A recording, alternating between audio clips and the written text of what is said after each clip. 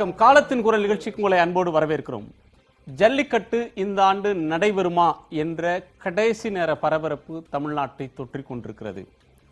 தமிழக முதலமைச்சர் ஓ பன்னீர்செல்வம் இன்றைக்கு வெளியிட்டிருக்கக்கூடிய அறிக்கையில் தமிழகத்தில் ஜல்லிக்கட்டு நடைபெறுவதை நிச்சயம் உறுதி செய்வோம், இதில் எல்லளவும் பின்வாங்க மாட்டோம், தமிழர்களின் பண்பாடு கலாச்சாரம் ஆகியவற்றை கட்டி காப்போம் என்று தெரிவித்திருக்கிறார். நாடாளுமன்றத்தின் மூன்றாவது பெரிய கட்சியான அதிமுகவின் நாடாளுமன்ற உறுப்பினர்கள் டெல்லியில் பிரதமர் அலுவலகத்தில் மனு கொடுத்துவிட்டு வந்திருக்கிறார்கள். 2 நாட்களுக்கு முன்னால் அவசர சட்டம் வேண்டும் என்ற கருத்தை அதிமுக வலியுறுத்தி வருகிறது. மத்திய அமைச்சர்கள் பாரதிய ஜனதா கட்சியின் பேசக்கூடிய மூத்த தலைவர்களும் மத்திய அமைச்சர்களும் கூட இதில் பல்வேறு கருத்துக்களை வெளியிட்டு வருகிறார்கள். அவசர சட்டம் என்ற ஒன்றை கொண்டு வர முடியாது என்று மத்திய அமைச்சர் சொல்கிறார். காரணம், நீதிமன்றத்தில் வழக்கு இருக்கும்போது அதை செய்ய முடியாது என்று தெரிவிக்கிறார்கள். மத்திய அமைச்சர் வெங்கையா நாயுடு ஜல்லிக்கட்டு தொடர்பாக எதிர்ப்பான நிலை இல்லை என்கிற கருத்தை தெளிவுபடுத்துகிறார். பொன் ராதாகிருஷ்ணன் இப்போது போராடக்கூடியவர்கள் ஜூன், ஜூலை, மே மாதங்களில் எங்கே சென்றார்கள், அப்போது ஏன் போராடவில்லை என்ற கருத்தை அவர் கேட்கிறார். மத்திய அரசு அல்லது தீர்ப்பு வரும் வரை பொறுமை காக்க வேண்டும் என்று பொன் ராதாகிருஷ்ணன் சொல்கிறார். தமிழ்நாட்டின் பல்வேறு ஊர்களில் இதற்கு முன் இல்லாத அளவுக்கு இன்றைக்கு போராட்டம் நடந்து கொண்டிருக்கிறது. கட்சி சார்பற்ற வகையில் கட்சிக்கு அப்பால் நிற்கக்கூடிய இளைஞர்கள் முகநூல் வழியே ஆயிரக்கணக்கில் திரண்டு தஞ்சையிலும் கரூரிலும் மன்னார்குடியிலும் என பல்வேறு ஊர்களில் ஊர்வலமாக செல்ல தொடங்கியிருக்கிறார்கள். ஜல்லிக்கட்டு வேண்டும் என்கிறார்கள். அரசியல் அறிக்கை போராக மாறி இருக்கிறது. இந்த ஆண்டு ஜல்லிக்கட்டு நடைபெறுமா என்பதுதான் கேள்வி. நம்மோடு பாரதிய ஜனதா கட்சியின் வானதி ஸ்ரீனிவாசன் அவர்கள் கோவையிலிருந்தும், சென்னை அரங்கில் அஇஅதிமுகவின் திரு நாஞ்சில் சம்பத் அவர்கள், மார்க்சிஸ்ட் கம்யூனிஸ்ட் கட்சியின் திரு கே பாலகிருஷ்ணன் அவர்கள், எழுத்தாளர் ஆலி செந்தில்நாதன் ஆகியோர். வணக்கம். திரு நாஞ்சில் சம்பத், நேற்றைக்கு தமிழக முதலமைச்சர் ஒரு கடிதம் எழுதினார். மத்திய அரசாங்கம் அவசர சட்டம் கொண்டு வர வேண்டும் என்று. அவசர சட்டத்தை கொண்டு வர முடியாது, நீதிமன்றத்தில் வழக்கு இருக்குன்னு மத்திய அரசு சொல்லிடுச்சு.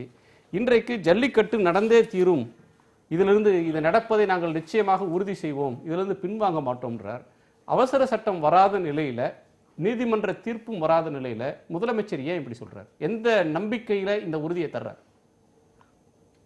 அதாவது அந்த விடுமுறை பட்டியலில் பொங்கலை எடுத்தாங்க.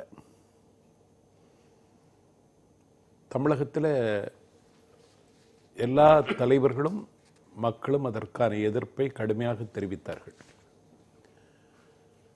அதை இன்றைக்கு திரும்ப பெற்றுக் கொண்டிருக்கிறது மத்திய சர்க்கார்.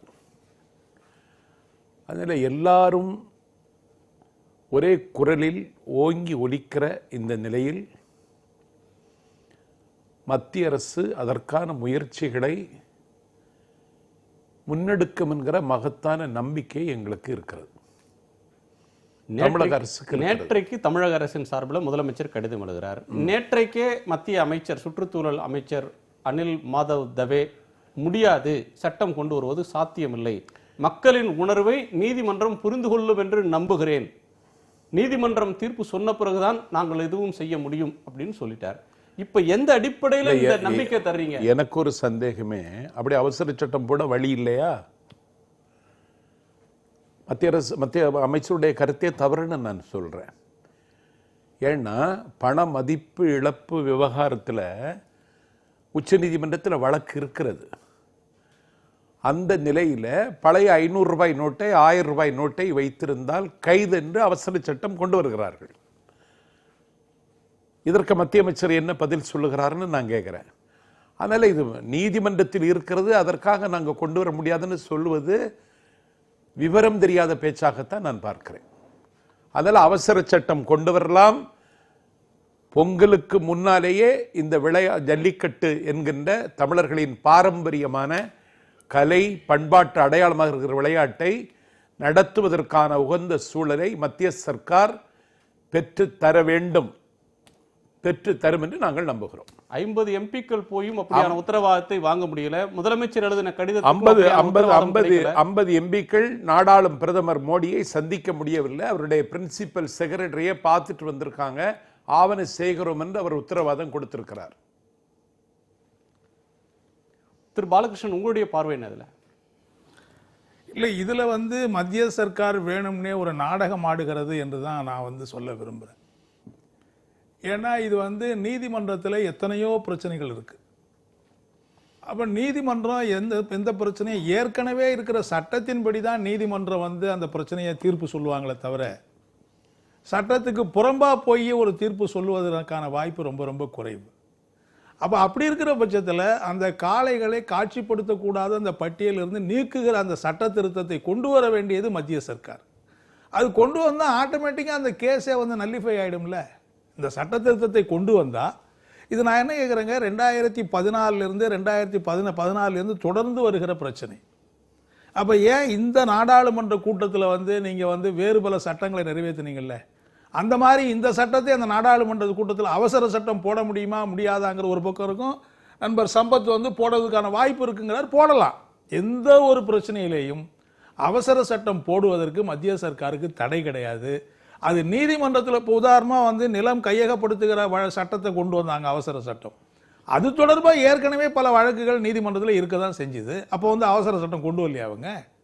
அதனால எந்த ஒரு பிரச்சனையும் நீதிமன்றத்தில் ஒரு பிரச்சனை இருக்கிறதுனாலேயே நாங்கள் அவசர சட்டம் கொண்டு வரக்கூடாது அப்படிலாம் ஒன்றும் தடையெல்லாம் கிடையாது.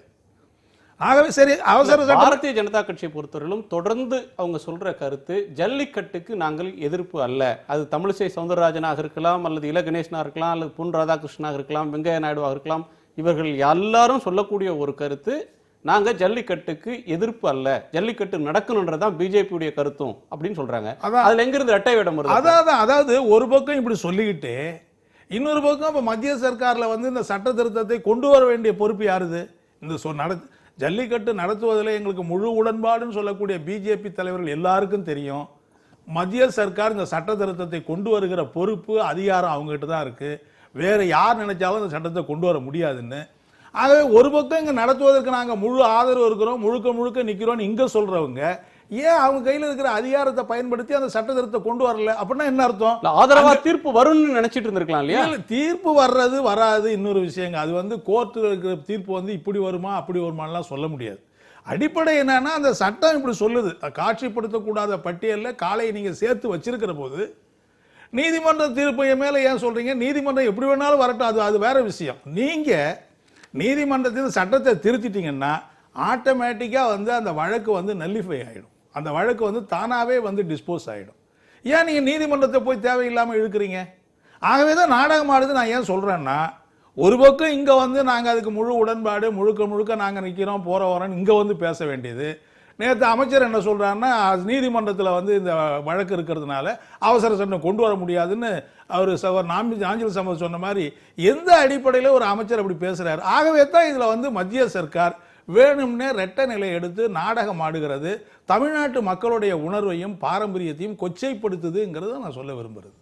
திருமதி வானதி, பாரதிய ஜனதா கட்சியின் தலைமையிலான மத்திய அரசாங்கம் இந்த பிரச்சனையில் இரட்டை அணுகுமுறையை கையாள்கிறது. அவசர சட்டத்தை நினைத்தால் கொண்டு வர முடியும், ஆனால் வேண்டுமென்றே கொண்டு வர மறுக்கிறார்கள்னு அதிமுக தரப்பிலும் அல்லது மார்க்சிஸ்ட் கம்யூனிஸ்ட் கட்சியின் தரப்பிலும் சொல்ற கருத்துக்கு பதில் என்ன?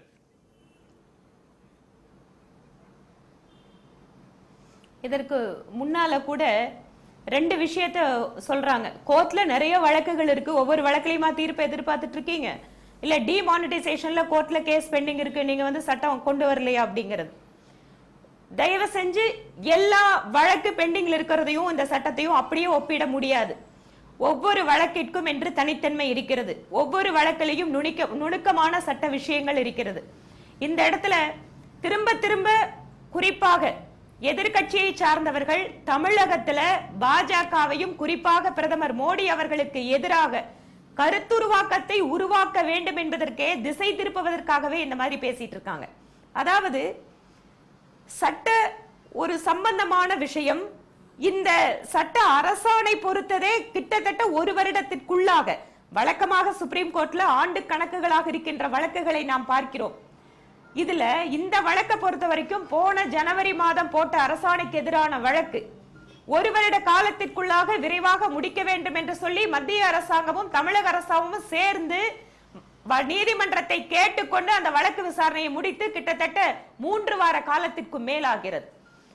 குறிப்பாக டிசம்பர் கடைசி வாரத்தில் நம்முடைய கிறிஸ்துமஸ் விடுமுறையை ஒட்டி நீதிமன்றம் மூடப்பட்ட போது கோர்ட் திறந்தவுடன் தீர்ப்பு வரும் என்று எதிர்பார்த்தோம். ஒரு வார காலம் முடிந்து விட்டது. திரும்பவும் இந்த வாரம் நாளைக்கு கூட தீர்ப்பு ஒருவேளை மதியத்துக்கு மேல கூட காலையில லிஸ்ட் போட்டு கொடுக்கலாம்.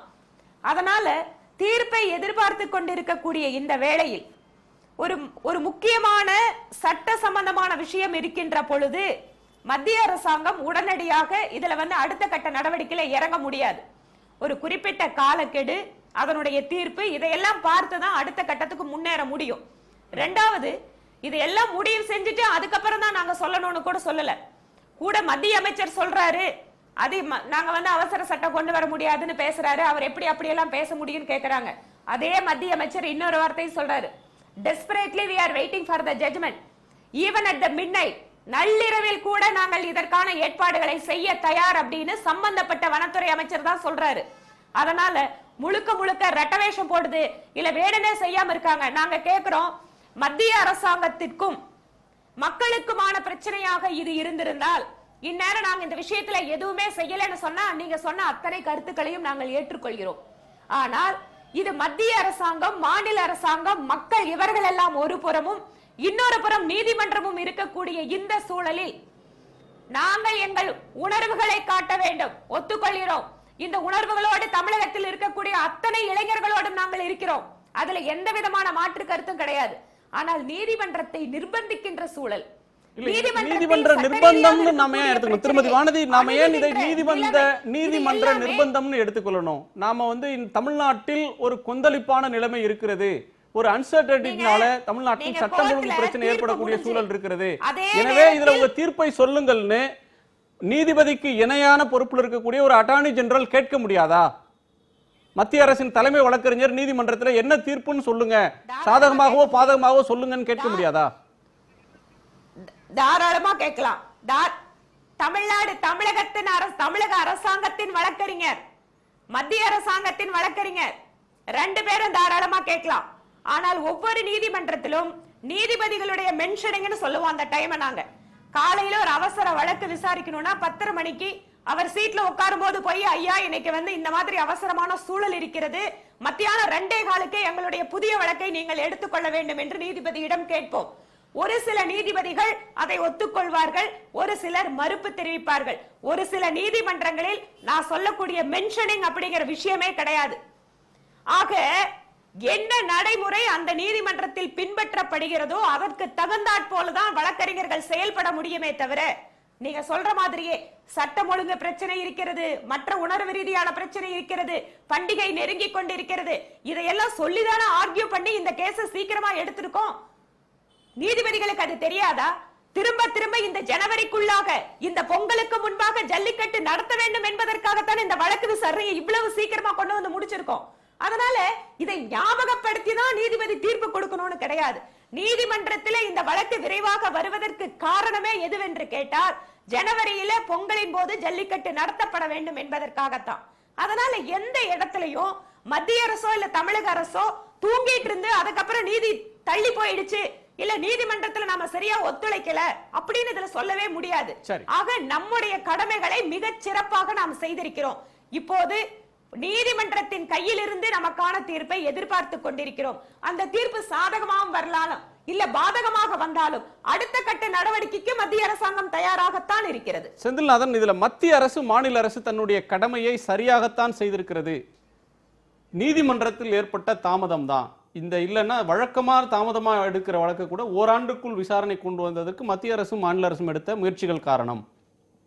வேண்டுமென்றே மத்திய அரசுக்கு அல்லது பிரதமர் நரேந்திர மோடிக்கு கெட்ட பெயர் ஏற்படுத்துவதற்காக தமிழ்நாட்டில் அரசியல்வாதிகளும் மற்றவர்களும் இதை மத்திய அரசை குறிவைத்து விமர்சிக்கிறார்கள் அப்படின்னு பிஜேபி முன்வைக்கிற வாதம் ஏற்புடையதா?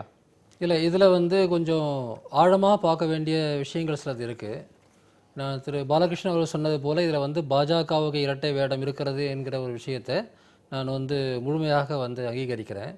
ஆனால் இதை நம்ம வெறுமனே கட்சி பிரச்சனையாக பார்க்க முடியாத ஒரு சூழலும் இருக்குது. தமிழ்நாட்டில் இருக்கக்கூடிய பாரதிய ஜனதா கட்சியை சேர்ந்தவர்களுக்கு இந்த உள்ளூர் நிலவரம் யதார்த்தம் புரியும். அவர்கள் ஜல்லிக்கட்டுவை முழுமையாக மறுப்பது என்பது அரசியல் ரீதியாக கூட அவங்களுக்கு சிக்கலை உருவாக்கும் அப்படிங்கிற அடிப்படையிலையும், இயல்பாகவே தமிழ்நாட்டை பற்றி தெரிஞ்சவங்கிற அடிப்படையிலையும் அவங்க ஜல்லிக்கட்டு வேணுங்கிற நிலைப்பாடுக்கு வந்திருக்கலாம். இதுல வந்து காங்கிரஸ், பாஜக, திமுக, அதிமுக இப்படியெல்லாம் போறதுக்கு பதிலாக நாம் பார்க்குற தொடர்ச்சியாக நம்ம பார்க்க முடிகிற ஒரு பெரிய ஸ்பிளிட் அல்லது டிவைடு எங்க இருக்குன்னா ஒரு விதமான வடக்கு தெற்கு மனோபாவம் தான் இங்கே கூடுதலாக இருக்கு. வடநாட்டை சேர்ந்த கட்சிகள், அது காங்கிரஸாக இருந்தாலும் பிஜேபியாக இருந்தாலும், அது மேனகா காந்தியாக இருந்தாலும், ஜெய்ராம் ரமேஷ் அவர் வந்து தென்னாட்டுக்காரர் தான், ஆனாலும் அவருடைய கோட்பாடு அப்படி தான் இருக்குது. அல்லது வந்து பீட்டா அமைப்பை சேர்ந்தவங்க, வடநாட்டு ஊடகங்கள், இதை பேர்பேரிக் ஆக்ட் என்று வந்து மூச்சுக்கு 300 தடவை சொல்லக்கூடிய வடநாட்டு தொலைக்காட்சி ஊடகங்கள், வடநாட்டு பத்திரிகையாளர்கள், எழுத்தாளர்கள், இவங்க எல்லாருமே ஒரே மாதிரியாக ஜல்லிக்கட்டை வந்து முன்மொழிவதை வந்து நம்ம பார்க்க முடியுது. இன்றைக்கு கூட சென்னையில் நடந்த இந்தியா டுடே கான்க்ளேவில் வந்து கிரண் பேடி வந்து அப்படி தான் அதை முன்வைக்கிறார். கிட்டத்தட்ட வந்து வட இந்திய ஊடகங்கள், வட இந்திய அரசியல்வாதிகள், வட இந்தியாவினுடைய அந்த ஒட்டுமொத்த சிவில் சொசைட்டியே இது மிக மோசமான ஒரு பார்பாரிக் ஆக்டாக வந்து அப்படிங்கிறதும், காட்டுமிராண்டித்தனமாக இதை பார்க்கறது அப்படிங்கிறதும், பீட்டா போன்ற நிறுவனங்களுடைய செயல்பாடும் இதே உணர்வில் நீங்க ஏன் காளையோட நீங்க வந்து சண்டை போடணும், சிங்கத்தோட சண்டை போடக்கூடாதுன்னு கேட்ட நீதிபதியும் வந்து நான் ஒரு தரப்பா தான் பார்க்குறேன். தமிழ்நாட்டின் குரல் கட்சி வேறுபாடு இல்லாமல், எல்லா பிராந்திய வேறுபாடு இல்லாமல், சாதி வேறுபாடு இல்லாமல் இன்றைக்கி உரிமைங்கிற ஒரு விஷயத்தில் வந்து நிற்குது. ஜல்லிக்கட்டு தொடர்பான அதனுடைய சமூக பின்புலம் தொடர்பாக கூட இங்கே வந்து பல பேருக்கு பலவிதமான கருத்து மாறுபாடு உண்டு, விமர்சனங்கள் உண்டு. ஆனால் ஒரு கலாச்சார உரிமையை வந்து இந்திய அரசாங்கம் அது வந்து நான் இந்தியன் ஸ்டேட்னு பார்க்குறேன், நான் வெறுமனே கவர்மெண்ட் வேறு நீதித்துறை வேறுன்னு மக்கள் என்றைக்கும் அப்படி பிரித்து பார்க்க மாட்டாங்க, அவங்க ஒன்றா தான் பார்ப்பாங்க. ரொம்ப நுணுக்கத்தில் போய் நம்ம மாட்டிக்க கூடாது. இது வந்து டெக்னிக்கலாக போயிட்டு வந்து இன்னைக்கு காலையில் கேஸ் எடுப்பாங்களா, நாளை காலையில் எடுப்பாங்களா, இதில் நம்ம இதை பண்ணுறோம், அதுவல்ல பிரச்சனை. இந்த அடிப்படை பிரச்சனையே தமிழ்நாட்டினுடைய ஒட்டுமொத்த உணர்வுக்கு எதிராக இந்த வட இந்தியாவை சேர்ந்தவர்கள் அத்தனை பேரும் ஒரே முகமாக இருப்பதுதான். அப்படி அந்த பார்வையில இருந்து தான் நீங்க பிரதமர் மோடியை குறிவைக்கிறீங்க. இந்த பிரச்சாரம் என்பது அவரை விமர்சித்து நடக்கிறது, அவருக்கு கெட்ட பேர் வாங்கி தருவதற்காக ஒரு முயற்சி நடக்குது. இங்க வந்து மோடியை குறிவைத்து என்று சொல்வதை விட நான் ஒட்டுமொத்தமாக இந்த கண்ணோட்டத்தை குறிவைத்து தான் பேசுகிறேன். அந்த கண்ணோட்டத்தை மோடி உடைத்தால் அவர் எனக்கும் பிரதமர், அந்த கண்ணோட்டத்தை மோடி உடைக்கவில்லைன்னா அவர் எனக்கு பிரதமர் இல்லை, அவ்வளவுதான் விஷயம். இப்படி ஒரு சூழல் வந்து இந்தியாவில் இருக்கு, இப்படி ஒரு சூழலை உருவாக்குறாங்க. அது இல்லை, நான் தமிழ்நாட்டுக்கு இந்த உரிமை இருக்கிறதுங்கிறத நம்ம மறுக்க கூடாது அப்படிங்கிறதுல பாரதிய ஜனதா கட்சியோ காங்கிரஸோ எந்த தேசிய கட்சியாக இருந்தாலும் உறுதியாக இருந்தால் அவர்கள் என்னுடைய நலனை ஏற்றுக்கொள்கிறார்கள். இல்ல, பாரதிய ஜனதா அரசு அல்லது தமிழக அரசு, மத்திய அரசு, மாநில அரசு, இரண்டு அரசுகளும் ஜல்லிக்கட்டுக்கு ஆதரவா தான் உச்சநீதிமன்றத்தில் வாதிட்டாங்க. அதுல அவங்களுக்கு எந்த மாற்று கருத்தும் இல்ல. அந்த வாதங்கள் வந்து தெளிவா எடுத்து எனக்கு என்ன வேணும்னா, நான் சாதாரண மனிதனாக நான் கேட்கிறேன். இது வந்து இன்னைக்கு நேற்று வந்த பிரச்சனை இல்லை, நீண்ட காலமாக போயிட்டு இருக்கு. பீட்டாங்கிற ஒரு அமைப்பு தன்னுடைய மிகச்சிறந்த பலத்தை காட்டி எல்லா வழக்கறிஞரையும் கொண்டு போய் நீதிமன்றத்தில் நிறுத்தி இதை தடை செய்யணும்னு வாதாடிய அமைப்பு அது. அதற்கு பின்பு காங்கிரஸ், பிஜேபி வித்தியாசம் தான் சொல்லணும். இது கட்சியே நான் சொல்லலை, நான் பிரதமருங்கிற தனிப்பட்ட மனுஷர் கூட நான் இப்போ சொல்லலை. ஒட்டுமொத்தமாக இந்தியன் ஸ்டேட்டுடைய தன்மை அப்படி இருக்கு. அதனுடைய தன்மையோடு தான் இங்கே வந்து இன்னைக்கு ஒரு 50 தேர்ந்தெடுக்கப்பட்ட எம்பிக்கள் போய் நிற்கிறாங்க. 2ஆம் முறையாக தமிழக எம்பிக்களை பார்க்க முடியாதுன்னு சொல்றாங்க. அதை விட என்ன பெரிய வேலை? அப்படி உங்களுக்கு அந்த பர்டிகுலர் நிமிஷத்தில் உங்களால் பார்க்க முடியலன்னா 2 மணி நேரம் கழிச்சு பார்க்கலாம், 5 மணி நேரம் கழிச்சு பார்க்கலான்னு பேச முடியாதா? மிக சுலபமாக தமிழ்நாட்டு எள்ளி நகையாட முடியுது. மிக சுலபமாக நான் ஒரு தமிழ்நாட்டில் இருக்கிற பாஜக ஒன்று சொல்கிறேன், இந்தியாவில் இருக்கக்கூடிய இந்த பாஜக காங்கிரஸ் இருக்கக்கூடிய இந்த கலாச்சாரத்தினுடைய விளைவு தான் இது. அந்த இடத்துல நீங்களுமே இரண்டாந்தர குடிமக்களாக தான் நடத்தப்படுவீங்க. இன்னைக்கு அதிமுக எம்பிக்கு வந்து அதே பிரச்சனை தான் உங்களுக்கும் வரும். ஏன்னா அதிமுக விமர்சனம் பண்றவங்க தான், இந்த அரசாங்கத்தை பத்தி கடுமையாக விமர்சனம் பண்ணக்கூடிய ஒரு நபர் தான். ஆனாலும் கூட போயிருக்கவன் நான் தேர்ந்தெடுக்கப்பட்ட எம்பி. தமிழ்நாட்டை இந்த அரசாங்கம் எப்படி தொடர்ந்து நடத்துகிறது? மோடி அரசு ஆட்சிக்கு வந்த முதல் நாள்ல இருந்து மொழி பிரச்சனையாக இருக்கட்டும், பல்வேறு பிரச்சனைகள் அதை தொடர்ந்து பார்த்துட்டு தான் இருக்கிறோம். தமிழ்நாட்டை பற்றி அவருடைய கண்ணோட்டம் என்னவாக இருக்கிறது? தமிழ்நாடு வடக்கு தெற்கு பிரச்சனையாக நிச்சயமாக சொல்லுவேன், சந்தேகமே இல்லாம சொல்லுவேன். திருமதி வானதி, வடக்கு தெற்கு பிரச்சனைன்னு பார்க்கணுன்ற பார்வையை செந்தில்நாதன் வைத்ததோடு 2 முறை தமிழ்நாட்டினுடைய எம்பிக்களை பிரதமர் அவமதித்திருக்கிறார். ஏன் தேர்ந்தெடுக்கப்பட்ட 50 எம்பிக்களை பார்க்கறதுக்கு பிரதமர் நேரம் ஒதுக்கல? இது தமிழ்நாட்டு உணர்வை அல்ல தமிழ்நாட்டின் பிரதிநிதிகளை அவமதிக்கிற ஒரு போக்கு. ஏன் இது நடக்குதுன்னு கேட்கிறார். அதுக்கு உங்களுடைய பதில் என்ன? அவர் ஒரு வார்த்தை சொன்னாரு, நான் சாதாரண மனிதனுடைய பார்வையிலிருந்து பாக்குறேன்னு. சாதாரண மனிதனோட பார்வையிலிருந்து பேசினா அந்த வடக்கு தெற்கு இந்த பேதம் எல்லாம் தெரியாது. ஆயிரக்கணக்கான லட்சக்கணக்கான மாணவர்கள் அதைத்தான் பேசுறாங்க, சாதாரண மாணவர்கள் அதைத்தான் பேசுறாங்க. இருக்கக்கூடிய நபராக வேண்டுமானால் இருந்த இந்த வார்த்தையை சொல்ல முடியுமே தவிர சாதாரண மனிதன் அப்படின்னு சொல்லிட்டு இந்த மாதிரியான ஒரு பார்வையை அவங்க முன்வைக்க முடியாது. ஒன்று. இரண்டாவது, தமிழகத்தினுடைய உணர்வுகளை பற்றி புரிந்து கொள்ளவில்லை பிரதமர்ங்கிறாரு. நாங்கள் வரிசையாக பட்டியலிட முடியும். தமிழ்நாட்டில் எந்த விஷயத்தை புறக்கணிச்சாங்க? மீனவர்களோட பிரச்சனைய மிகப்பெரிய பிரச்சனையாக இருந்தது. இன்னைக்கு வந்து எவ்வளவு பெரிய முன்னேற்றம் நடந்திருக்கு.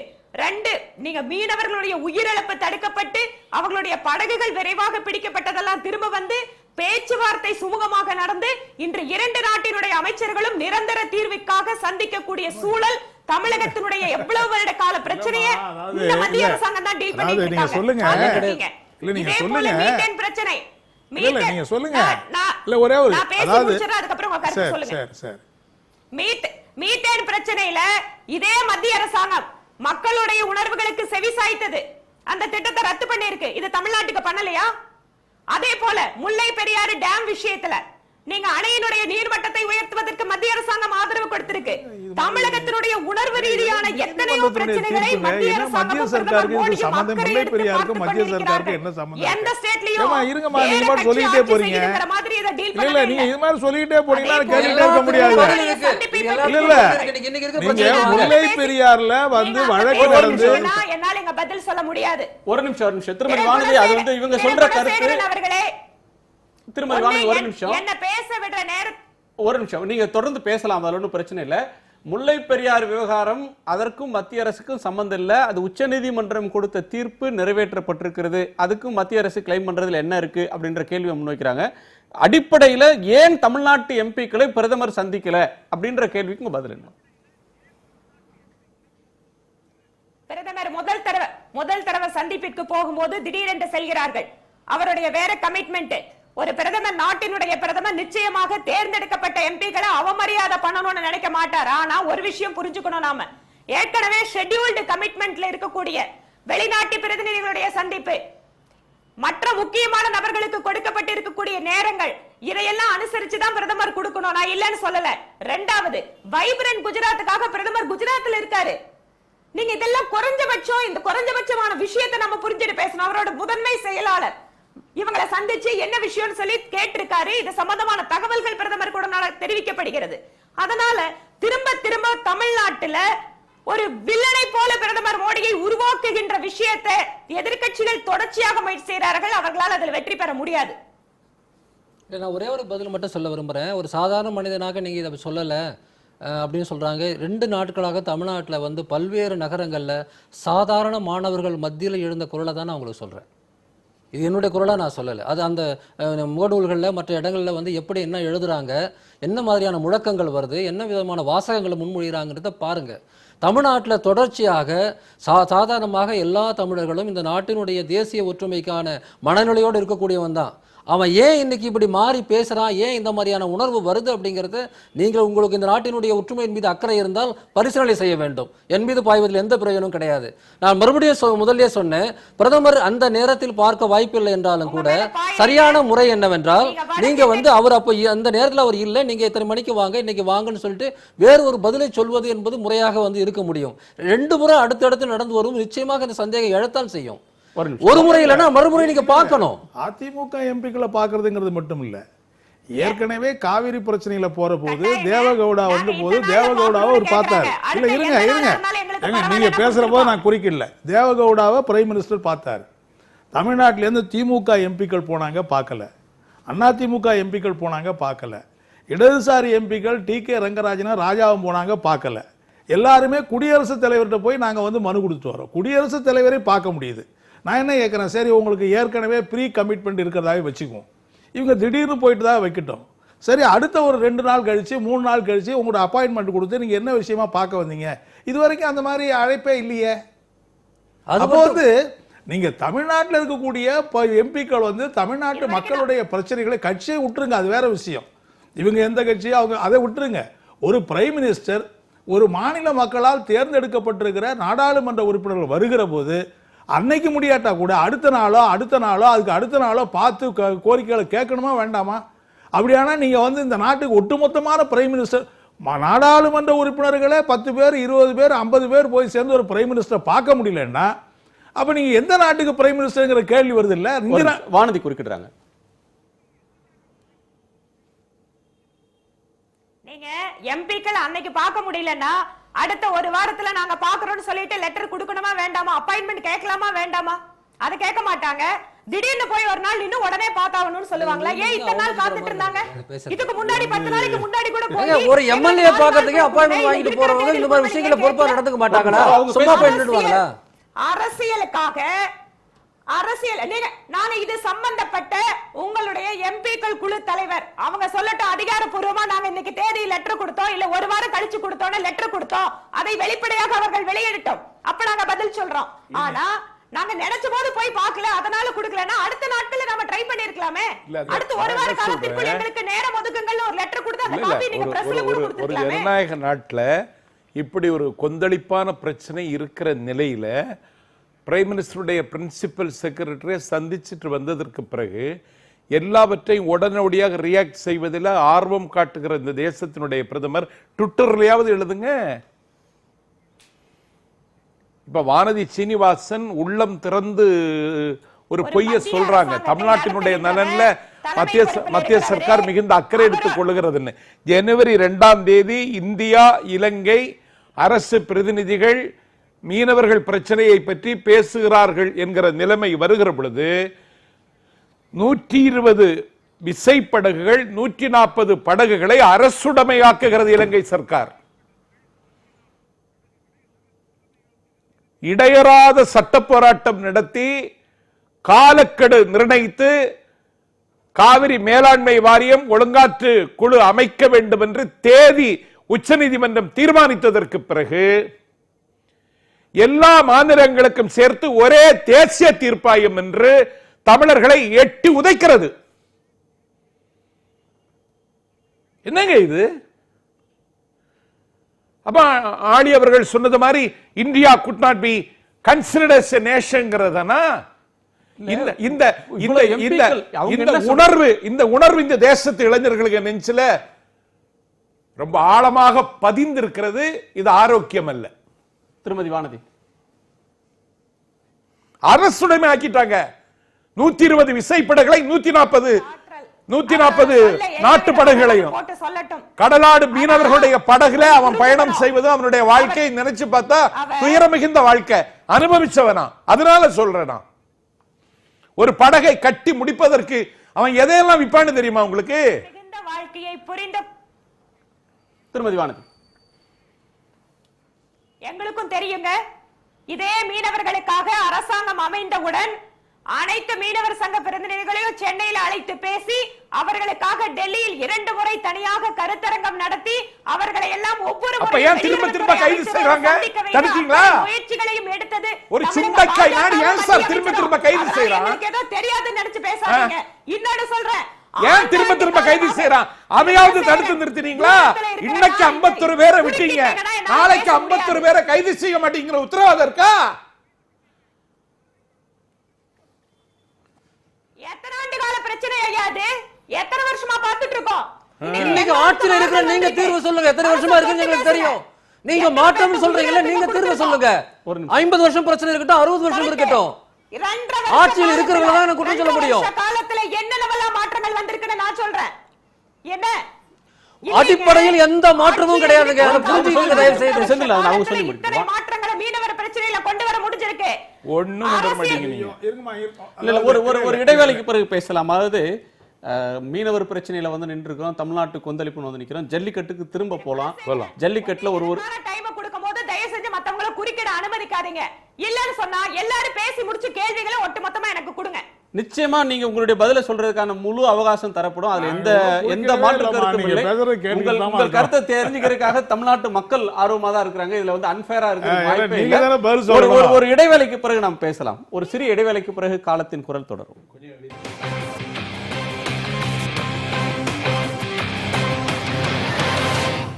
காலத்தின் குரல் தொடர்கிறது. வானதி ஸ்ரீனிவாசன் அவர்கள் விரிவாக பதில் சொல்றதுக்கு முன்னாடி நாஞ்சில் சம்பத்திட்ட 2 கேள்வி கேட்கணும்.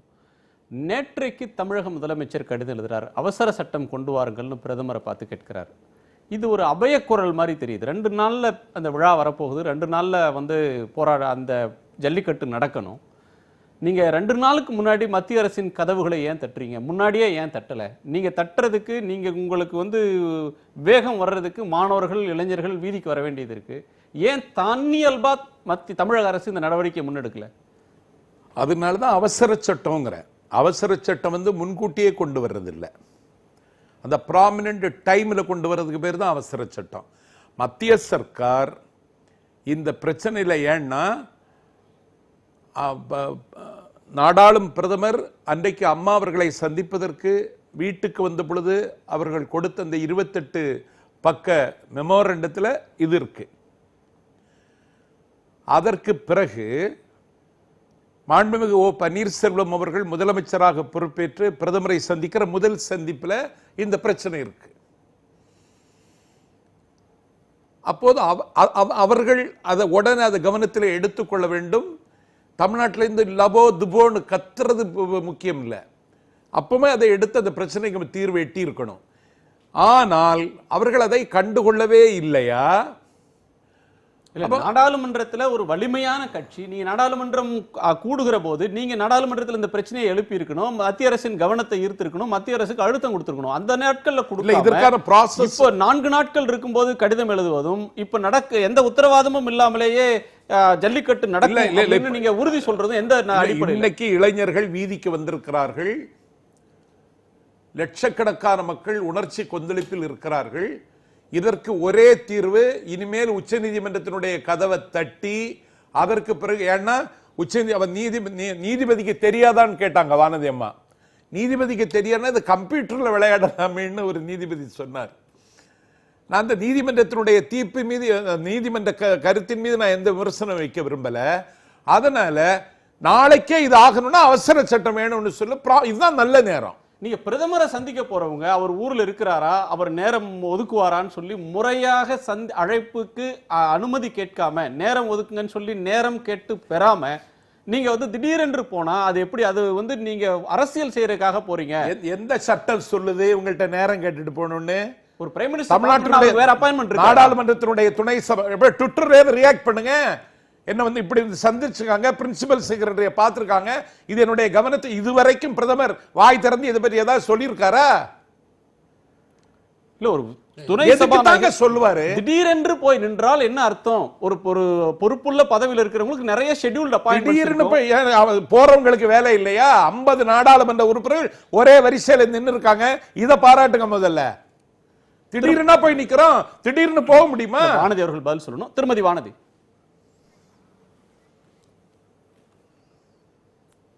மரியாதைக்குரிய சகோதரர் நாஞ்சில் சம்பத் அவர்கள் அப்பாயின்மெண்ட் கொடுக்கிறது 50 எம்பிக்களை பாக்குறத பத்தி சொன்னாங்க.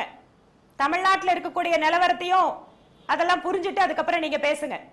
இங்க எத்தனை மந்திரிங்க கிட்ட போய் அப்பாயின்மெண்ட் கேட்டா உடனடியா கொடுத்துறாங்க, இல்ல உடனடியா மக்கள் போய் நின்னா எல்லா மந்திரிங்களும் உடனே பாத்துறாங்க? அப்போ அதுக்கான கால நேரத்தை பிக்ஸ் பண்ணிட்டு வாங்க, நேரம் வரும்போது பாக்குறேன்னு சொல்றாங்களா இல்லையா? நாங்கள் மக்களால் தேர்ந்தெடுக்கப்பட்ட பிரதிநிதிகள், தாராளமா எல்லாருமே மக்களால் தேர்ந்தெடுக்கப்பட்ட பிரதிநிதிகளுக்கு சம உரிமை உண்டு, யாருக்கு அதுல மாற்று கருத்து இல்ல. ஆனா இளைஞர்களுடைய உணர்வுகளை இப்போதுதான் மிகச்சரியாக பயன்படுத்த வேண்டும் சொன்னா, இதற்கு முன்னாடி ஜல்லிக்கட்டு பிரச்சனை நீங்க கொடுத்தோம், ஏற்கனவே சீஃப் மினிஸ்டர் கொடுத்தப்ப ஏன் கண்டுக்கல? திரும்பவும் சொல்கிறேன், மத்திய அரசாங்கத்தின் கைகளில் மட்டுமே இந்த அதிகாரம் இருக்கிறது, நீதிமன்றத்திற்கும் இதற்கும் எந்த சம்பந்தம் இல்லை என்று சொன்ன அந்த மாதிரி ஒரு சூழல் இருக்கின்ற பொழுது மத்திய அரசாங்க நடவடிக்கை எடுக்கலன்னா நீங்க சொல்ற கருத்துக்கள் எல்லாம் ரொம்ப கரெக்ட்.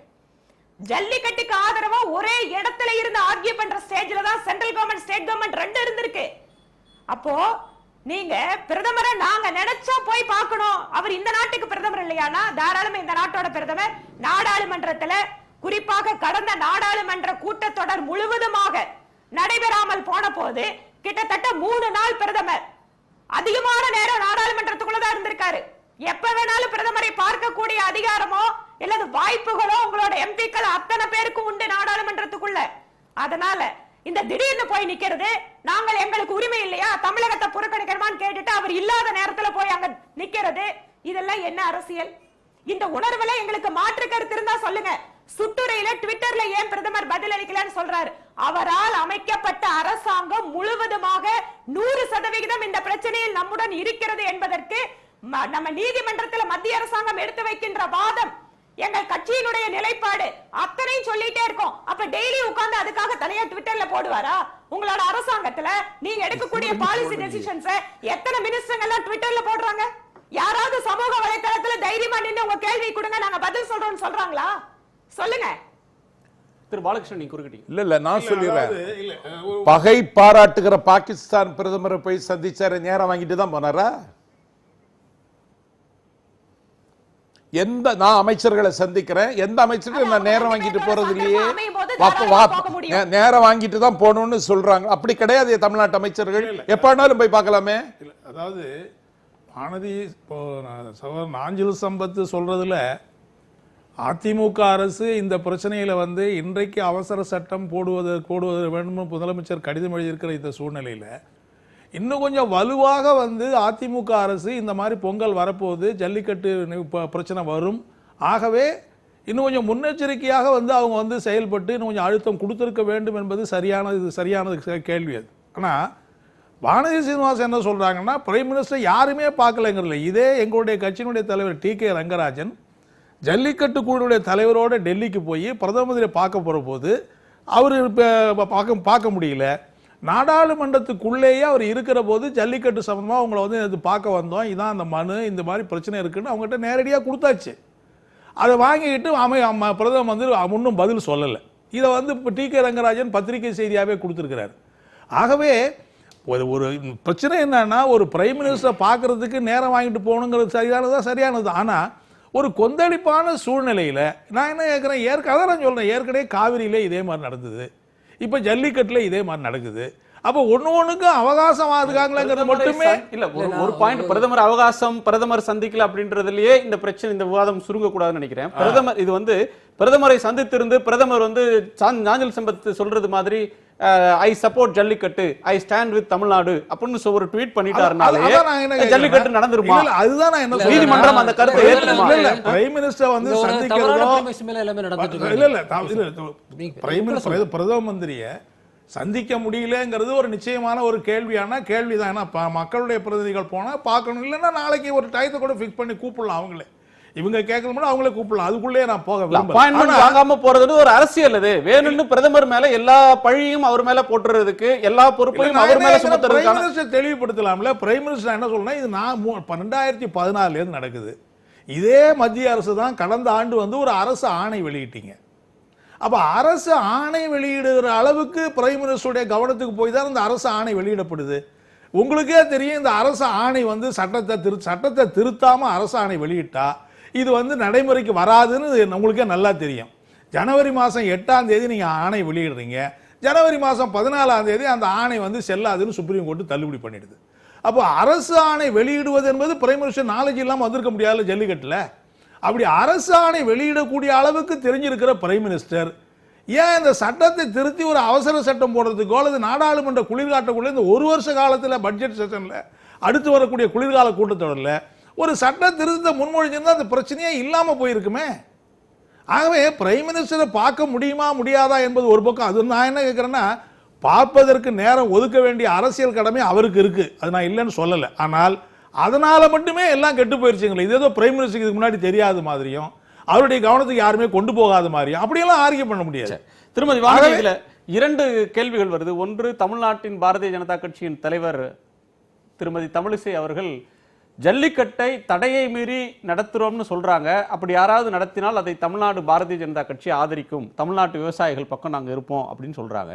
சட்டத்தை மீறி நடத்துவதற்கு மற்றவர்கள் முயற்சித்தால் ஆளும் கட்சியில் இருப்பவர்கள் சட்டத்தை வழி நின்று அதை எப்படி சட்டப்படி செய்யறதுன்னு சொல்றது தீர்வாக இருக்குமே தவிர, நீங்க சட்டத்தை மீறுங்க நாங்க துணையா இருக்கிறோம் அப்படின்னு சொல்றது சரியான ஆரோக்கியமான ஒரு நடவடிக்கை என்ற கேள்வி வருது. உங்க கட்சியினுடைய இன்னொரு மூத்த தலைவர் திரு இல கணேசன், நாடாளுமன்ற உறுப்பினர், இதை ஜல்லிக்கட்டுன்ற பேர்ல நடத்துறதுக்கு தான் தடை இருக்கிறது, அதை ஜல்லிக்கட்டுன்ற பேர்ல இல்லாம ஏறு தழுவுதல் அப்படின்னு நீங்க நடத்துங்க அப்படின்ற ஒரு யோசனை வைக்கிறார். இது பிரச்சனையை தீர்க்கிறதுக்கு சொல்ற ஆலோசனையா?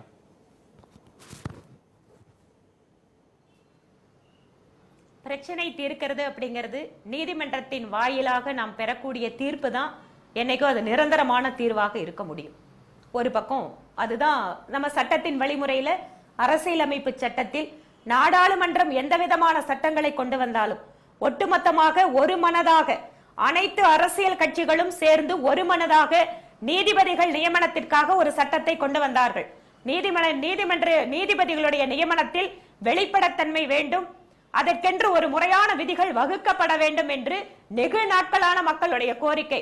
அத்தனை அரசியல் கட்சிகளும் ஒரு மனதாக வரவேற்ற அரசியல் நம்முடைய நாடாளுமன்றத்தில் நிறைவேற்றப்பட்ட சட்டம், நீதிமன்றம் அதை தள்ளுபடி செய்ததை ரத்து செய்தது.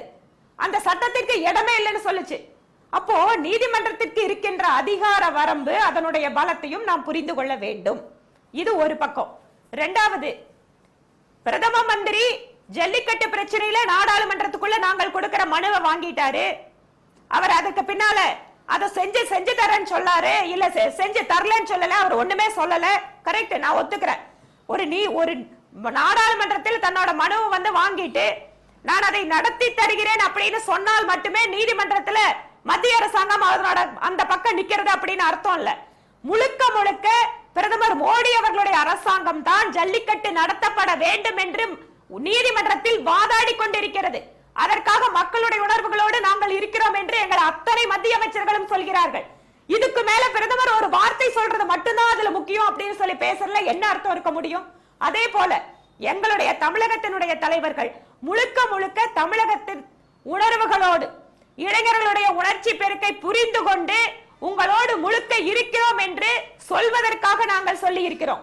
நாங்களும் அதைத்தான் எதிர்பார்க்கிறோம். இந்த இடத்துல ஜல்லிக்கட்டு நடத்தணும், எந்த விதமான ஒரு அத்தனை மக்களுடைய உணர்வுகளுக்கு ஏற்றபடி நீதிமன்றம் இதை புரிந்து கொண்டு நமக்கான ஒரு சாதகமான தீர்ப்பை இங்கு வழங்க வேண்டும் என்பதுதான் எங்களோட எண்ணமாக இருக்கிறது. அதனால இந்த இடத்துல எங்கள் தமிழகத்தின் தலைவர் சொன்னது, எங்கள் மூத்த தலைவர் சொன்னது எல்லாமே தமிழகத்தினுடைய மக்களோடு, அவர்களுடைய உணர்வுகளோடு ஜல்லிக்கட்டிற்காக நாங்கள் இருக்கிறோம் என்று சொன்னது. தடையை மீறி சட்டத்தை மீறுங்கள் என்று நாங்கள் சொல்லவில்லை. ஆனால் உங்கள் உணர்வுகளை நாங்கள் புரிந்து கொண்டிருக்கிறோம், உங்களோடு இருக்கிறோம் என்று சொல்வதுதான் இதுல 100%.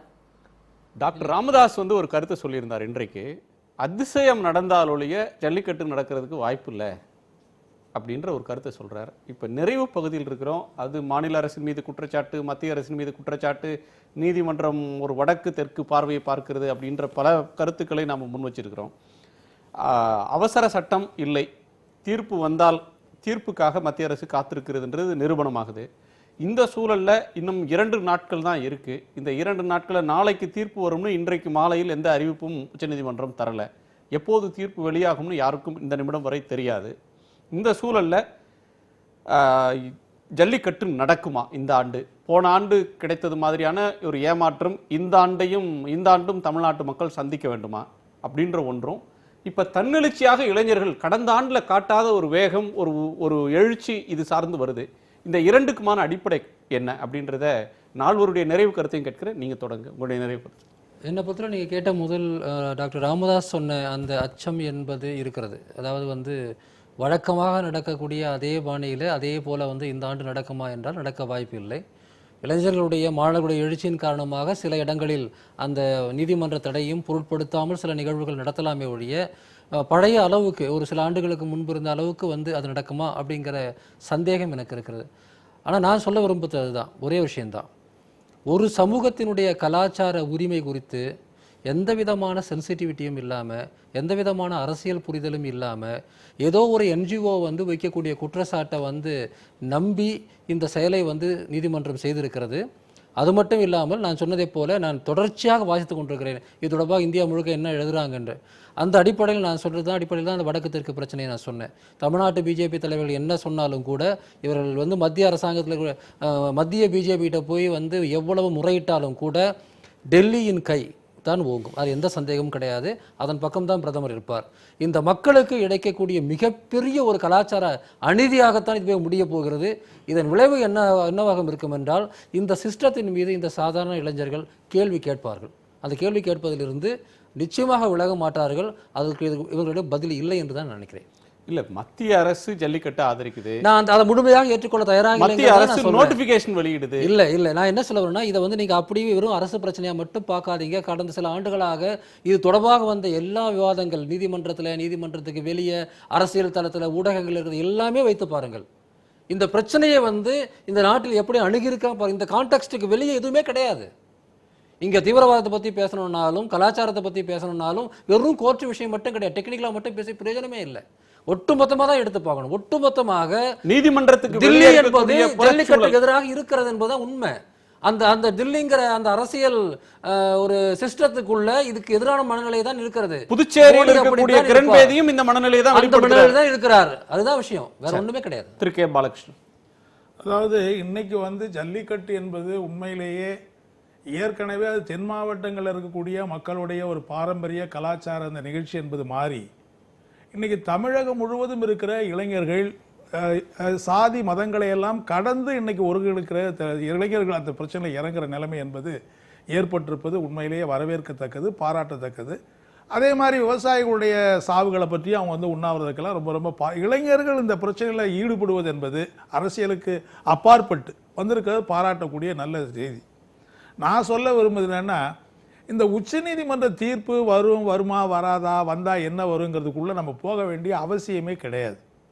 உச்சநீதிமன்ற தீர்ப்பு வரட்டும், வராம போகட்டும். அது நாளைக்கு பாதகமா வந்துருச்சுன்னா என்ன பண்ணுவீங்க?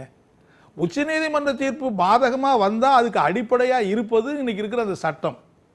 அந்த காளையை காட்சிப்படுத்தக்கூடாத அந்த பட்டியலில் இருக்க சேர்க்கக்கூடிய 65 ஆண்டுகளுக்கு முன்னால் உச்சநீதிமன்றத்தில் தமிழ்நாட்டுக்கு பாதகமாக இடஒதுக்கீட்டுக்கு எதிராக ஒரு தீர்ப்பு வந்தப்ப முதல் சட்ட திருத்தத்தை தமிழ்நாட்டு தலைவர்கள் முன்மொழிஞ்சு போராடி திருத்தனாங்க. ஆகவே உச்சநீதிமன்ற தீர்ப்பை காரணம் காட்டுவது என்பது அது வந்து ஒரு பிரச்சனையை திசை திருப்புவதற்காக செய்யப்படுகிற முயற்சி. தீர்ப்பு வந்த பிறகுதான் செய்ய அவசியமே இல்லை. நீங்க வந்து எல்லா தீர்ப்பு இதுக்கு வந்திருக்கிற எல்லா தீர்ப்புமே அந்த காட்சிப்படுத்தக்கூடாத பட்டியலில் காளையை சேர்த்த அடிப்படையில் தான் அந்த தீர்ப்பே வருது.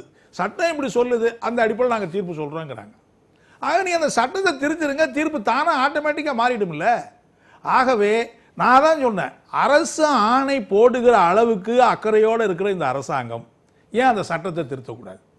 ஆகவே மத்திய சர்க்கார் வந்து உண்மையிலேயே இந்த பிரச்சனையில் தமிழ் மக்களுடைய, நான் சொல்ல போனா மத்திய சர்க்கார் தொடர்ந்து தமிழ்நாட்டு மக்களுடைய பிரச்சனைகளை உதாசீனப்படுத்தி வருகிறது என்பதை நம்ம காவிரியில் பார்த்தோம். மேம்பாட்டு ஆணையத்தை அமைக்கிறதுக்கே உச்சநீதிமன்றத்தில் உரிமை இல்லைன்னு போய் மனு தாக்கல் செய்யக்கூடிய நிகழ்ச்சியெல்லாம் பார்க்குறோம்.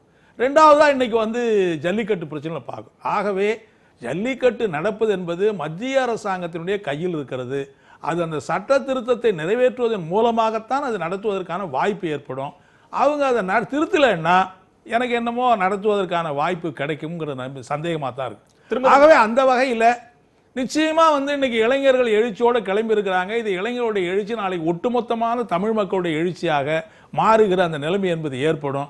அப்போ மத்திய சர்க்கார் நீங்க சொன்ன மாதிரி 62ல் இடஒதுக்கீடுக்காக வந்து சட்ட திருத்தத்தை நீங்க வந்து முன்மொழிஞ்ச மாதிரி அன்னைக்கு முன்மொழிகிறாங்களா என்னன்னு நம்ம பொறுத்து இருந்தா பார்க்க வேண்டியிருக்கு. ஆகவே மத்திய சர்க்கார் தமிழ்நாட்டு மக்களை உதாசீனப்படுத்துவதனுடைய ஒரு அம்சம் இதுக்குள்ள இருக்கு. அதுதான் இன்னைக்கு ஜல்லிக்கட்டு நடத்தாம இருக்கிறதுக்கு அடிப்படையான காரணம். நீதிமன்றத்தில் போய் எனக்கு இது ஒன்று புரியல. நீதிமன்றத்தில் மேனகா காந்தி எதிர்ப்பா பேசினாங்கன்றது வேற. ஆனால் மத்திய அரசின் வழக்கறிஞர் ஜல்லிக்கட்டுக்கு ஆதரவாக போய் நீதிமன்றத்தில் வாதிட்டாங்க. தமிழ்நாட்டு தீர்வு ஜட்ஜ், தமிழ்நாட்டோட வக்கீலும் அதே கருத்தை தான் முன்வைச்சார். அதாவது நீங்க தமிழ்நாட்டு வழக்கறிஞர் வாதாடுறாருன்னா அவரால் சட்டத்தை திருத்த முடியாது. நீங்க மத்திய சர்க்கார் வந்து அங்க போய் ஆதரவா போடுறது, அரசாணை போடுறதெல்லாம் ஜனங்கள் மத்தியில இங்க பேசுறாங்கல்ல. நீங்க தடையை மீறி நடத்தினால் நாங்கள் ஆதரிப்போம்னு சொல்ற மாதிரி தான் அங்க போய் அவங்க ஆர்கியூ பண்றது. ஆகவே ஏன் நீங்க அங்க போய் சுப்ரீம் கோர்ட்டுக்கே நீங்க மத்திய சர்க்கார் போக வேண்டியலையா? நீங்க வந்து சட்டத்தை திருத்துறீங்கன்னா ஆட்டோமேட்டிக்கா சுப்ரீம் கோர்ட்டு கேஸ் தன்னாலேயே முடிவுக்கு வந்துருமே. உங்க செய்ய வேண்டியதை விட்டுட்டு செய்யாத பிரச்சனைலாம் நீங்க வந்து முடியாத பிரச்சனை ஏன் செய்யறீங்க? செய்யறது உங்களுக்கு அதிகாரம் இல்லைன்னா பரவாயில்ல, வேற யாராவது செய்யணும்னா பரவாயில்ல. நீங்க தான் முழுக்க பொறுப்பாளி. நீங்க நினைச்சா செய்ய முடியும். இந்த ஒரு வருஷ காலத்தில் இந்த அரசாணை என்னைக்கு ஜனவரி மாதம் 14ஆம் தேதி அரசு மத்திய சர்க்கார் ரத்து பண்ணிச்சோ அடுத்த முடிவுக்கு நீங்க என்ன வரணும்? அது என்ன சொல்லி ரத்து பண்ணாங்க? சட்டம் இப்படி இருக்கு, உங்க அரசாணை செல்லாதுன்னாங்க. ஆகவே நீங்க அந்த சட்டத்தை திருத்துங்க, பிரச்சனையே முடிஞ்சிடும். சரி, திருமதி வானதி, உங்க நிறைவு கருத்து. இந்த வருஷமாவது மோடி பொங்கலாக இருக்குமா இது? சட்டத்தில் நிச்சயமாக இருக்கும். அதிசயம் நடந்தால் அப்படின்னு சொன்னாரு. அதிசயம் எப்ப வேணாலும் நடக்கலாம். அதற்கான வாய்ப்புகளும் இன்னும் முழுசா போகல. அதற்கான வாய்ப்புகள் இன்னும் இருக்கிறது. அதனால இதுல 2-3 விஷயத்தை நான் குறிப்பிட விரும்புறேன். வடக்கு தெற்கு அப்படிங்கிற ஒரு விஷயத்தை சொன்னாரு.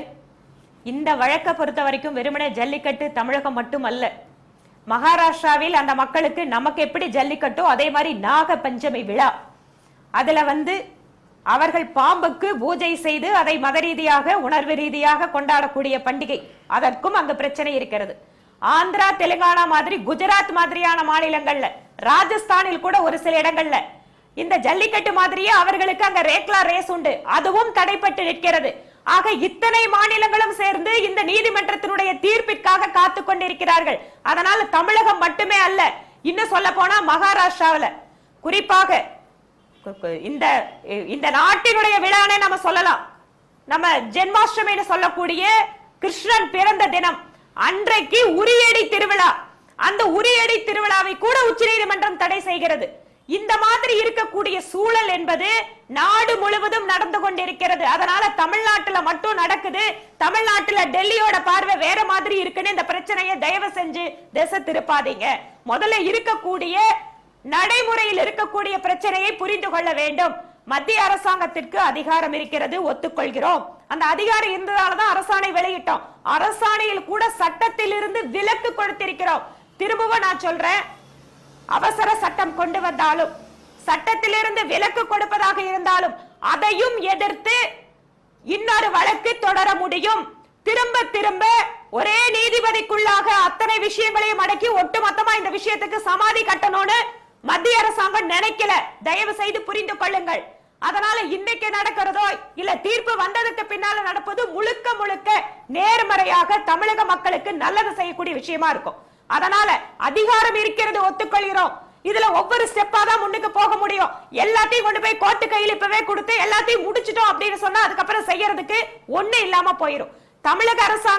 தமிழக அரசாங்கத்தினுடைய வழக்கறிஞர் நாளை காலை கூட நீதிமன்றத்துல சென்று நீங்க இந்த வழக்கோட தீர்ப்பு கொடுங்கன்னு தாராளமா கேட்க முடியும்.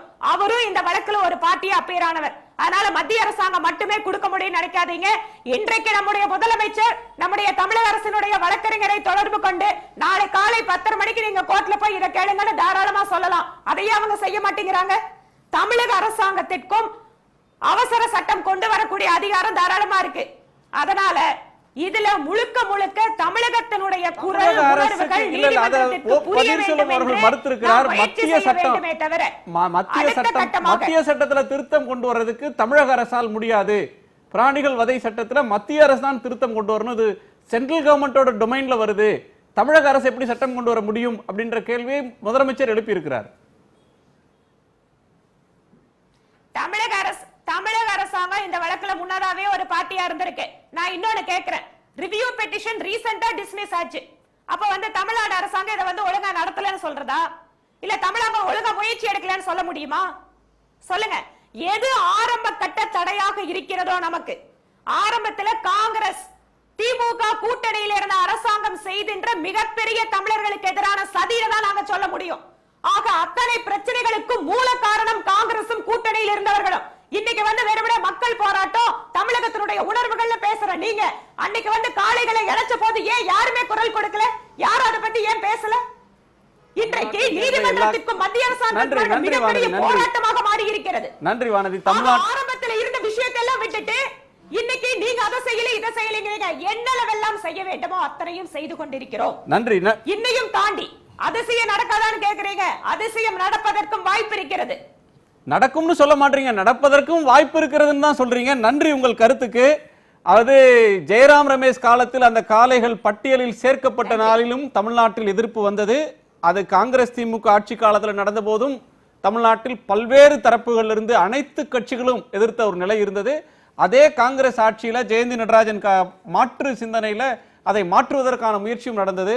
இப்ப நீங்க மாநில அரசு ஏன் கொண்டு வரவில்லை, மாநில வழக்கறிஞர் ஏன் கேட்கவில்லை என்ற ஒரு கேள்வியோடு உங்களுடைய வாதத்தை நிறைவு செய்திருக்கீங்க. அதிசயம் நிகழ்வதற்கான வாய்ப்புகள் இருக்கின்றன, சாத்தியக்கூறு இருக்கிறதுன்னு வானதி அவர்கள் சொல்றாங்க. இறுதியா நானும் ஒரு கருத்து சொல்றேன். பேசினவர் ஒரே ஒரு மட்டும் சொல்றாரு, நீங்க சொல்லிருங்க. திருமதி வானதி அவர்களுக்கு எந்த வாதம் கிடையாது. திருமதி வானதி அவர்களுக்கு ஒன்றே ஒன்றுதான் சொல்ல விரும்புகிறேன்.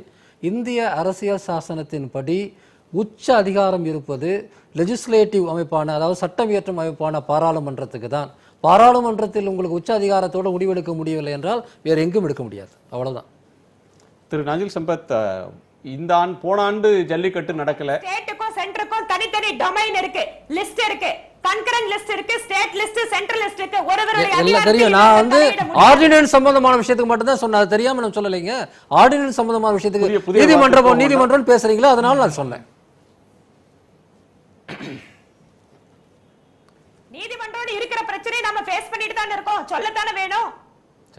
திரு நாஞ்சில் சம்பத், திடீரென்று ஆயிரக்கணக்கான இளைஞர்கள் வர்றாங்க. யாரோ ஃபேஸ்புக்கில் அழைப்பு கொடுக்குறாங்க, கட்சியை ஆர்கனைஸ் பண்ணல, இளைஞர்கள் வர்றாங்க, வலிமையான முழக்கங்களை எழுப்புறாங்க, கடுமையான கோஷங்களை முன்வைக்கிறாங்க, கோரிக்கைகளை முன்வைக்கிறாங்க. இந்த பிரச்சனையை வந்து தங்களோட ஒரு உணர்வுபூர்வமாக இதை ஐடென்டி பண்ணிக்கிறாங்க. இந்த பிரச்சனையோட வேற எந்த பிரச்சனையிலும் அண்மை காலத்தில் இது நடக்கலை. எனவே கடந்த ஆண்டு நடக்கலை, இந்த ஆண்டு காலதாமதமாக பொங்குகிறார்கள். இந்த ஆண்டு நடக்குமா? உங்கள் நிறைவு கருத்தை சுருக்குமா? தமிழ் தேசிய இனத்தினுடைய ஒரே பண்டிகை பொங்கல். வேற ஒரு பண்டிகையும் தமிழர்களுடைய பண்டிகை கிடையாது. ஈண்டு புறம்தெறுதல் எந்தலை கடனே, சான்றோனாக்குதல் தந்தைக்கு கடனே என்று சங்க காலத்தில் சொன்னவர்கள் களிறு எரிந்து பெயர்தல் காளைக்கு கடனே என்றார்கள். காளைனா இளைஞர். அந்த காளைகளுக்காக இன்றைக்கு களத்துக்கு வந்திருக்கிறார்கள். அதிசயம் நடந்தாலன்றி என்று பாட்டாளி மக்கள் கட்சி தலைவர் சொன்னது மாதிரி மனம் இருந்தால் மார்க்கம் உண்டு. எல்லா அதிகாரங்களையும் குவித்து வைத்திருக்கிற டெல்லி உடனடியாக இதற்கு ஒரு முடிவை இன்றைக்கு இரவே கூட எட்ட முடியும். இன்றைக்கு இரவே உச்சநீதிமன்றத்தினுடைய கதவை தட்டுவதற்கு மத்திய சர்க்காருக்கு வாய்ப்பு இருக்கிறது. மனம் இருந்தால் மார்க்கம் உண்டு. ஏன் இப்போது அவசர சட்டம் போட வேண்டும் என்று எழுதுகிறீர்கள் என்று கேட்டால், இந்திய அரசாங்கத்தினுடைய ஒரே ரெப்ரசன்டேட்டிவ் பிரதிநிதி தமிழ்நாட்டில் மதிப்பிற்குரிய அண்ணன் பொன் ராதாகிருஷ்ணன். அவர் இதுவரைக்கும் ஒரு 30க்கு மேற்பட்ட பத்திரிகையாளர்கள் சந்திப்பில் இந்த ஆண்டு ஜல்லிக்கட்டு நடக்கும் என்று அவர் உத்தரவாதம் தந்தார், உறுதிமொழி சொன்னார். இந்திய அரசாங்கத்தினுடைய ஏக பிரதிநிதியாக தமிழ்நாட்டில் இருக்கிற பொன் ராதாகிருஷ்ணன் இப்படி திரும்ப திரும்ப சொன்னார். தமிழக பிஜேபி கட்சி தலைவர்கள் நம்பிக்கை ஊட்டினார்கள். நாங்கள் கோரிக்கை வைத்திருக்கிறோம், நாங்கள் பிரதமரிடத்தில் நேரடியாகவே முறையிட்டிருக்கிறோம், ஆகவே அதற்கான சூழல் கனிந்து வரும் என்று நம்பினோம். இன்றைக்கு அவசர சட்டம் போட வேண்டும் என்று நாங்கள் எழுதியிருக்கிறோம். 1.5 கோடி தொண்டர்கள் கொண்ட ஒரு மிகப்பெரிய இயக்கத்தினுடைய பொதுச்செயலர் சின்னம்மா அவர்கள் இன்றைக்கு கடிதம் கொடுத்து அனுப்பியிருக்கிறார்கள். இந்த நிலையில் பெரும்பான்மையான மக்களினுடைய உணர்வுகளை மதித்து, ஏன்னா பிரெஞ்சு நாட்டினுடைய கலாச்சாரத்தினுடைய அருமையும் பெருமையும் மேனகா காந்திக்கு தெரியல. இந்த தேசத்தினுடைய பிரதமர் கடந்த காலத்தில் டாக்டர் மன்மோகன் சிங் பிரெஞ்சு நாட்டு அதிபரை சந்திக்கிறார். வேற ஏதாவது சொல்ல விரும்புகிறீர்கள் அவர் கேட்ட மாத்திரத்தில் பாரிஸ் பல்கலைக்கழகத்தில் படிக்கிற பஞ்சாப் மாணவர்களுக்கு முகத்தில் தாடி வைத்துக் கொள்வதற்கு அனுமதி வேணும்னு கேட்டார். அதனால கலாச்சாரம் என்பது எங்கள் கவசம். இந்த கவசத்திற்கு பாதுகாப்பு இல்லை என்கிற நிலைமையில் இந்த தேசத்தினுடைய இளைஞர்கள் இன்றைக்கு கொந்தளிக்கிறார்கள். அவர்களுடைய உணர்வை நான் மதிக்கிறேன். கேட்டிடும் கொண்டு ஒரு உறுதின்னு சொன்ன வள்ளுவன். இந்த கேட்டிடும் அந்த இளைஞருடைய எழுச்சி தமிழ்நாட்டில் நிச்சயம் இதை பெற்றுத் தருவதற்கான நம்பிக்கையை தந்திருக்கிறது. கட்சிகள் தராத நம்பிக்கையை வீதிக்கு வந்த இளைஞர்கள் தருகிறார்கள் சொல்றீங்க. அது வானதி அவர்கள் குறுக்கிட விரும்புறாங்க. வானதி, சுருக்கமா. கலாச்சாரத்தை பற்றி, கலாச்சாரத்தினுடைய பாதிப்பை பற்றி சகோதரர் பேசுகிறார். நாங்களும் அதையே தான் சொல்கிறோம். இந்த நாட்டினுடைய ஒட்டுமொத்த இந்த இந்திய தேசியத்தில் தமிழர்களுடைய கலாச்சாரத்திலும் மிகப்பெரிய பங்கு இருக்கிறது. அதை காப்பாற்றுவதற்காக உறுதிமொழி எடுத்துக்கொண்டு அரசியலில் பணியாற்றி கொண்டிருக்கக்கூடிய கட்சி பாரதிய ஜனதா கட்சி. ஒரு சிறிது கூட கலாச்சாரத்தை பாதுகாப்பதில் ஒரு சிறிது கூட மாற்று குறைந்தவர்கள் அல்ல மத்திய அரசாங்கத்துக்காரங்க. நன்றி நன்றி. கலாச்சாரத்தை மத்திய அரசு காக்க போகிறதா? மாநில சர்க்கார் செய்ய வேண்டிய காலத்துல ஒன்றும் செய்யலையே. ஒண்ணு செய்வதற்கு மனசு இருந்தா இந்நேரம் இந்த பிரச்சனையே வராம செஞ்சிருக்கலாம். செய்திக்கு வழிவிடணும். மத்திய அரசு மாநில அரசை சொல்கிறது, மாநில அரசு மத்திய அரசை சட்டம் கொண்டு வாங்கன்னு சொல்லுது. இப்ப விவாதத்துல கடந்த கால ஆட்சி காங்கிரஸ் திமுக காரணம்ன்ற அந்த விஷயங்கள் போகிறது. ஆனால் எதேனும் நடக்க வேண்டும் என்றால் அதற்கு இளைஞர்கள் வீதிக்கு வர வேண்டி இருக்கிறது அப்படின்ற ஒன்றைத்தான் இது காட்டுகிறது. அரசியல் கட்சிகளுடைய கடமை தவறுன ஒன்றின் விளைவுன்னு இதை சொல்லலாம். அரவிந்த் வந்து உங்களுடைய கருத்துக்களை பகிர்ந்து கொண்டமைக்கு. அரசியல் கட்சிகள் எல்லாம் செஞ்சுக்கிட்டு தான் இருக்காங்க. சரி, ஆட்சியில் இருந்தவர்கள் அவருடைய தவறுனால இளைஞர்கள் வரல. அரசியல் கட்சிகள் தமிழ்நாட்டை பொறுத்தவரை செய்ய வேண்டிய செஞ்சுக்கிட்டு இருக்காங்க. மத்திய அரசுல இருக்கிற ஆட்சி கட்சி செய்யல. தூங்குகிறவனே எழுப்பலாம். ஆனா அது பிரச்சனை தீரலைங்கிற போது இளைஞர்கள் தன்னெழுச்சியோட வருவது எல்லாருக்கும் மன நிறைவு தருகிறது. நன்றி. இந்த நிறைவோட நம்ம நிறைவு செய்யலாம். ஜல்லிக்கட்டு நடந்தால் பெரும் நிறைவு உங்களுக்கு இருக்கும். ஜல்லிக்கட்டு நடக்குமான்றதை பார்க்கலாம். வானதி, குறுக்கிடுறீங்க திரும்பவும். ஒரு சுருக்கமா ஒரு வரியில குறுக்கிடலாமா? இல்ல அவங்க ஒரு மத்திய ஆட்சி இல்ல, பொறுப்புல இருக்கிறவங்க நீங்க அவங்க அங்க கருத்தை பேச சொல்லணும்னு ஆரம்பிச்சா சொல்றப்ப அப்புறம் பதில் சொல்லாங்க. 3 பேரை ஒண்ணா ஒரு கருத்துல உட்கார வச்சுட்டு ஒரு ஆளை இல்ல கொடுத்தீங்கன்னா செய்தி ஏற்கனவே 5 நிமிடம் செய்திக்கு தாமதமாயிட்டோம், நீங்க சொல்லுங்க. ஓகே, பரவாயில்ல. அதாவதுங்க, திரும்ப திரும்ப தூங்குறவங்களை எழுப்பலாம், இல்ல மத்திய அரசாங்கத்துல பண்ணலன்னா நான் திரும்பவும் சொல்றது அதான், மத்திய அரசாங்கம் மட்டுமே செய்யக்கூடிய செயல்ல தவறி இருந்தா இந்த வாதத்தை நான் ஒத்துக்கொள்கிறேன். நீதிமன்றத்தினுடைய அதிகார வரம்பு, அரசியலமைப்பு சட்டம் அத்தனையும் சேர்ந்து நாம் இங்க பார்க்க வேண்டி இருக்கிறது என்பது இருக்கிறது. நன்றி நன்றி. அது மாநில அரசின் பங்கு கருத்தை சம்பத்தும் மத்திய அரசின் கருத்தை வானதியர்களும் முன்வைத்திருக்கிறாங்க. மக்கள் இதை எது சரின்றதை பார்க்கக்கூடிய நேயர்கள் முடிவு குற்றலாம். உங்கள் கருத்து பகிர்வுக்கு நன்றி. மீண்டும் சந்திப்போம். நன்றி, வணக்கம். இது காலத்தின் குரல், திக்கட்டும் பரவட்டும்.